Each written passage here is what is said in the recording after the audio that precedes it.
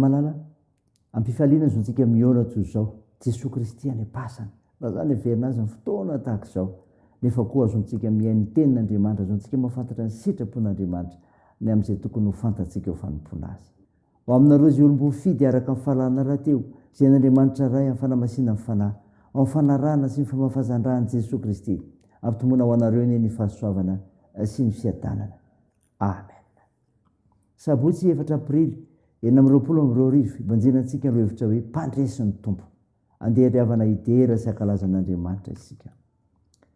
Sambara zetra matahotra ny Jehovah dia izay mandeha amin'ny lalany, fa ho anao tokoa ny asan'ny tananao sambara sady ambininy ianao. Indro fa toy izany hitahina izay lalàna matahotra ny Jehovah.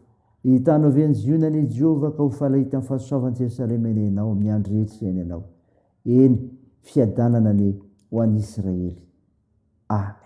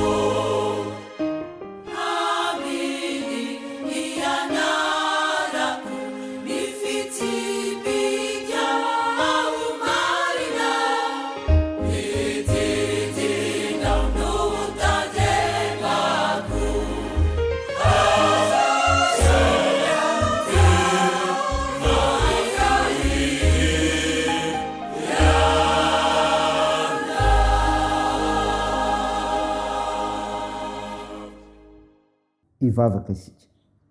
Ry Jesosy Kristy tomponay io, misaotra anao zay fa miany fiainanay ianao, ka velona trapa-mijeny izahay. Mankalaza sy miterana arinao masina be voninahitra izahay.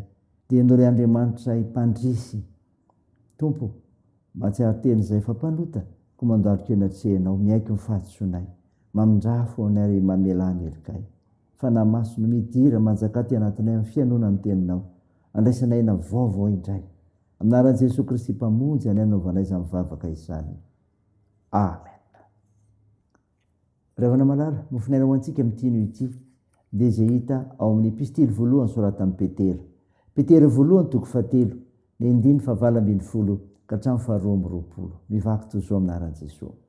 Fa Kristy koa aza efa nijaly indray mandeha no niota ny marina monjy ny tsy marina, mba hitondra antsika ao amin'Andriamanitra, ka novonoina tamin'ny nofo, fa novelomina tamin'ny fanahy, izay nandehanana sy nitoriany teny tamin'ireo fanahy tao an-tranomaizina, dia izay tsy nanaiky fahiny fony ny andro ny faharipon'Andriamanitra tamin'ny andro Noa, raha mbola namboarina samby fiara, izay nidirany olona vitsy, dia izy faly mianaka, ka dia namonjena azy ny rano. Izay mamonjy anareo koa ankehitriny, teny batisa, izay tena niotandindiny io. Tsy ny fanesorana ny falitony nofa nefa, fa ny fitadiavana, ny fietretana tsara natrehan'Andriamanitra amin'ny itsanganan'i Jesosy Kristy tamin'ny maty, izay eo amin'ny tanàna ankavanan'Andriamanitra, fa efa lasa ho any an-danitra izy, ka efa nampanekena azy ny anjely sy ny fahefana ary hery. Amen. Ray masino, manamasinana ny fahamarinana, ny teninao ny fahamarinana. Amen. Ravana malala, ho aminao trano ny fiadanana avy aminay Jesosy Kristy. Mofinainao antsika an'io ka niresika teo. Petera voalohany toko 7, 9:20 ka 12:20. Fampirisihana ataon'i Petera mba hitondra tena marina sy ahitra tahaka ny aretan'i Kristy. Mpandresy ny tompo, nijaly mbo fanamarinana ny olon'i Jesosy Kristy. Nijaly mbo fanamarinana ny olon'i Jesosy Kristy. Mahafantarantsika zanak'olombelona izany fa ho an'i Jesosy Kristy, ny fijaliana dia lalana ho amin'ny voninahitra sy famonjena zanak'olombelona. Misy zavatra enina ry havana mampiavaka ny fijalian'i Jesosy Kristy, ka natanterahany famonjena ny olombelona tamin'izany.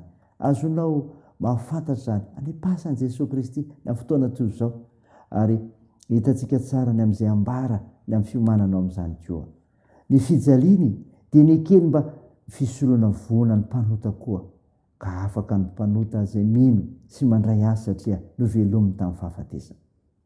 Maharitra marak'izay ny fanoran-tena, maty indray mandeha izy mba nafoana ny fahotana.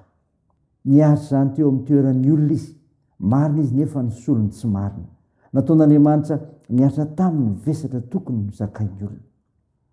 Mampiavana ny olona amin'Andriamanitra izy satria niota izay mampisaraka dia afaka.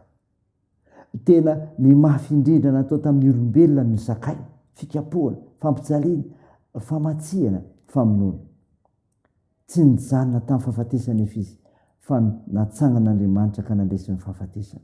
Hita matsy fa na dia novonoina tamin'ny nofo azy izy, dia nivelomina tamin'ny sery ny fanamasiny indray, mba hiroa lalana ny mino azy rehetra. Saina izany ry havana, anatin'izao sabotsy masina izao, azono maneho izany fitiavan'Andriamanitra anao izany, nahafatesany Jesosy Kristy, ny andreseny koa ny fahafatesana ho maninao rahampitso. Ho voninahitr'Andriamanitra ery any. Amen. Hivavaka isika. Tompo, misaotra ny mofinaina nomenao izay milaza fa mpandresy ny tompo satria nijaly mba ho fanamarinana ny olona Jesosy Kristy. Tahio ny faharoan-tenanay ho anao amin'ny fiainana famonjena, dia ny finoanan'i Jesosy Kristy sy ny teninao Andriamanitra, milaza izany famonjena izany, milaza ny amin'izany mahandriamanitra ny Jesosy Kristy izany. Mivavaka izay ho an'ny tompona anjara rehetra sy ny vahoakanao Andriamanitra hiatrika fampovana rahampitso, izay nehoana fa mpandresy ny tompo. Fotoana lehibe izany tompo ho anay kristianina, fanantenana lehibe ho anay izany, mba ho an'ny fitahiana na zonay mankalaza anao amin'izany. Tompo, omba ireo manana andraikitra amin'ny fitsaboana ka hositranonao ireo marary. Ampirezo ireo manamanjo, atoandro mariso ikola ary vonjeo ireo matra sy sahira. Atao io ny asa sy ny fiazakazanay amin'ny tiany ity indray, momba ny fitahianao izay anatin'ny fandinihan-tena tokoa, fa manan'Andriamanitra mpandresy. Tompo, vangio ny firenenay. Nivavaka dia teo anaran'i Jesosy Kristy ilay mpanavitra anay, ilay fanitsangana tamaty, ary nampahandrinay ny vavaka manao hoe rahanay eo zay any an-danitra ao masiny anie ny anaranao ho tonga anie ny fanjakanao atao anie ny sitraponao ety an-tany ho tahaka ny an-danitra meony anio izy anina sahaza ao anay ary mamela ny elikay tahaka ny namelanay zay meloka taminay ary aza mitondra anay amin'ny fakapanahy fa manafanay amin'ny ratsy fanao ny fanjakana sy ny hery ary ny voninahitra mandrakizay amen. Raha izao fotoana riavana nizodrana totra anao aminaran'i Jesosy Kristy. Ilay Andriamanitra naroany fiadanany ahatonga nareo voatokana tanteraka ho azy. Karovany avokoa ny fanahana sy ny ainareo ao amin'ny tenanareo mba tsy hanatsiny andro fiavian'i Jesosy Kristy tombontsika. Mitana ny tokony meny Andriamanitra izay nianjo nareo ka ho efainy izany. Amen. Teo an'Andriamanitra reto ny voninahitra amin'ny anaran'ny Ray sy ny Zanaka ary ny Fanahy Masina.